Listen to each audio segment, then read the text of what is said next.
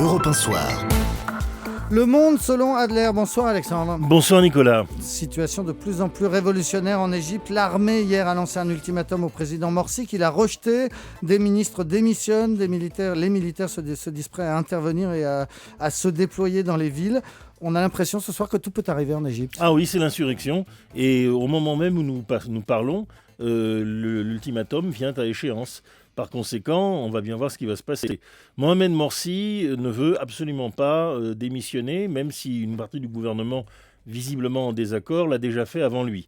Et derrière, la direction des frères musulmans a décidé de faire un fort chabrol, de se battre jusqu'au bout. Jusqu'au martyr des styles. Oui, alors bon, on va voir, parce qu'on est quand même en Égypte. C'est un pays qui tient à la fois de la Troisième République et puis de l'Iran. Mais il y a quand même un côté radical socialiste, même chez les frères musulmans.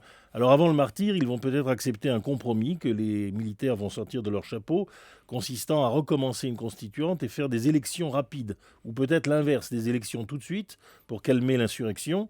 Et ensuite, évidemment, une nouvelle constituante, puisqu'il avait déjà un petit peu forcé Morsi sur ce point. Mais enfin, d'un autre côté, on a des signes très forts de violence. Hier, c'est le chef des frères musulmans, Hayrat Shater, qui a vu sa résidence attaquée par des manifestants et sa garde personnelle a pris la fuite après des échanges d'armes à feu. Il y a entre 16 et 20 morts aujourd'hui. Et puis, bien entendu, on risque d'avoir une insurrection dans toute la ville. Et puis, les militaires. Les militaires, jusqu'ici, c'est exactement comme les frères musulmans au moment d'Al-Tahrir. Ils ne cherchaient pas à leur renverser les frères musulmans. Ils avaient obtenu ce qu'ils voulaient. Et ils attendaient que le mouvement, le parti s'épuise lentement mais sûrement pour remonter en puissance, mais avec prudence. Là-dessus, les choses se sont accélérées.